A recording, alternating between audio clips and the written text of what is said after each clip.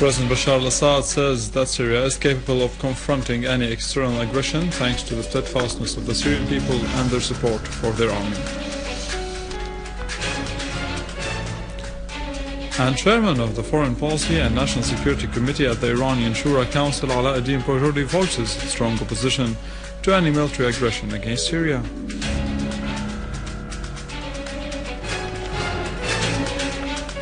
Lavrov says Washington's claims about Syrian army use of chemical weapons are unconvincing.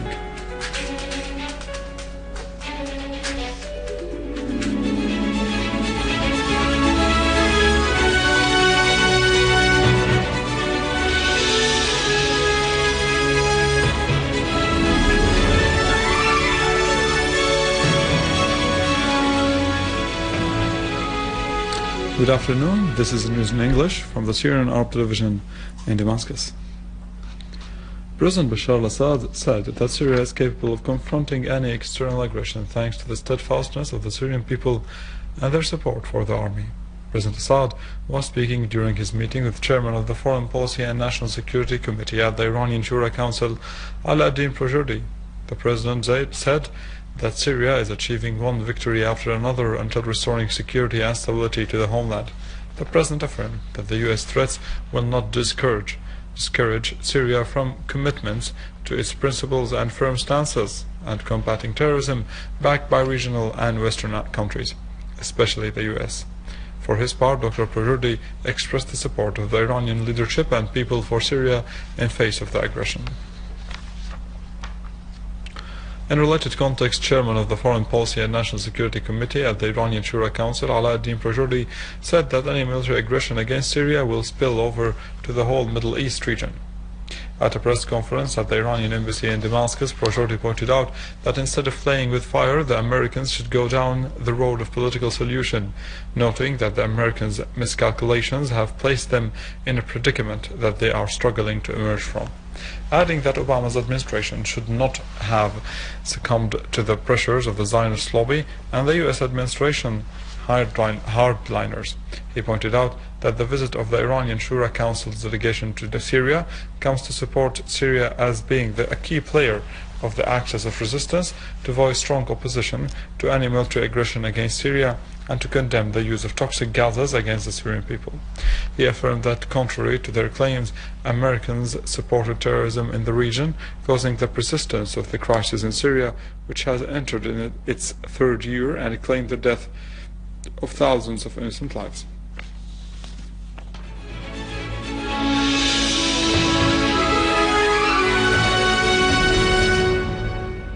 Russia asserted that proofs offered by the United States concerning the claims that the Syrian authorities used chemical weapons are not convincing at all.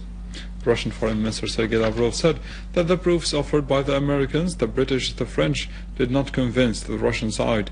When Russia asked them for detailed proofs, they said such proofs were secret. Mr. Lavrov asserted again that Russia and China want to see a solution of the crisis in Syria through negotiations. Both countries called for solving disputes according to the UN Charter.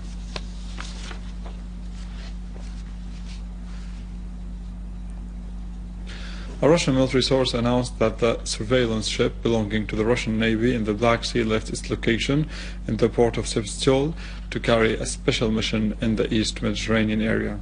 The ship would not join the Russian ships in the area, but it would work directly according to plans of the General Staff of the Russian Army. China expressed concern over any unilateral military move against Syria, calling upon the American president not to hasten to take any decision to intervene without listening to the implications of such action in the American Congress.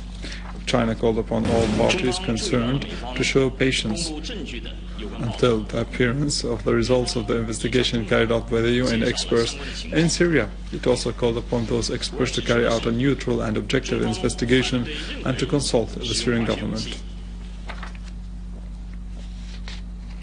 Iran renewed its rejection of military intervention in Syria, stressing the necessity of finding a political solution to the crisis.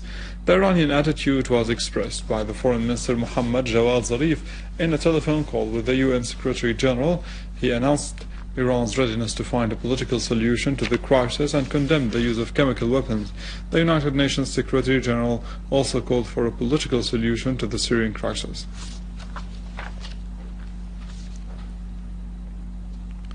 The Venezuelan Foreign Minister Elias Milano asserted his rejection of the use of force against Syria in his meeting with the Iranian Foreign Minister in Tehran. He stressed the necessity of using political methods and dialogue to solve the crisis instead of waging war. The Iranian Foreign Minister expressed appreciation of the attitudes of the countries of the Latin America and the Caribbean against the war. He asserted that the use of force would be illegal and would violate world peace and security.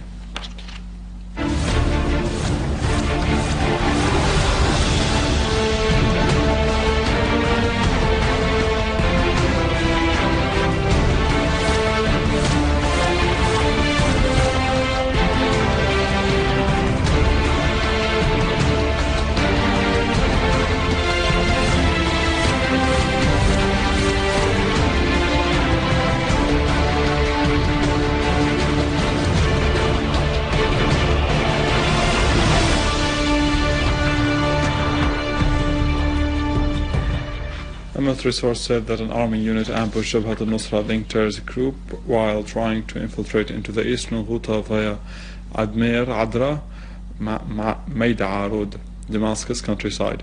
Most members of the group were eliminated in the operation. In Aleppo, an army unit destroyed several terrorist cars loaded with weapons on Deir Hafir al-Imam road on the countryside of the city. Another car loaded with mortar shells was destroyed in Al-Layramoun in the city of Aleppo. United States President Barack Obama has launched an intensive lobbying effort on Capitol Hill to gain lawmakers' approval for his proposal of a military strike against Syria. A White House official affirmed that Obama and Vice President Joe Biden intensified calls with members of the House of Representatives and Senate in an attempt to convince the members who oppose his military strike against Syria. The majority of the Americans oppose Obama's unilateral strike because of its repercussions at all levels. With this, we come to the end of our news for today. For more details, you can visit our website in English, www.syriaonline.sy. Stay with us after the break, the latest in economy and finance in our economic news.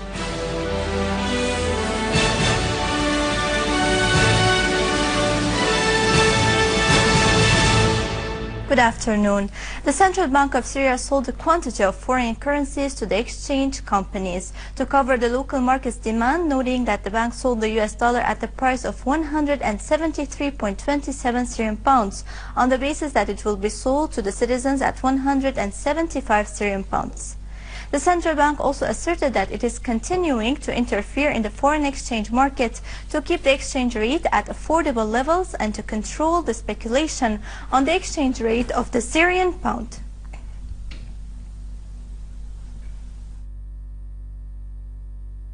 Brent crude prices dropped 0.5% to reach about 113 US dollars a barrel for a third day of declines. Futures dropped 3.2%, the most in more than 2 months. European stocks advanced the most in 8 weeks, rebounding from their second weekly drop, as a gauge of Chinese manufacturing activity exceeded economists' estimates. Japanese shares also rose after the Topix index last week posted its fourth straight monthly loss. Gold fell amid speculations that the U.S. Federal Reserve will start to pare stimulus as the economy improves. Spot gold lost 1.6% to reach 1,373 US dollars an ounce, falling for a third day to the lowest level since August. The yen slid from a 2-week high against the euro. The yen fell against all of its major peers after speculators added the bearish bets on the currency and on signs that the Japan's prime minister is making progress on policies that have helped weaken the currency.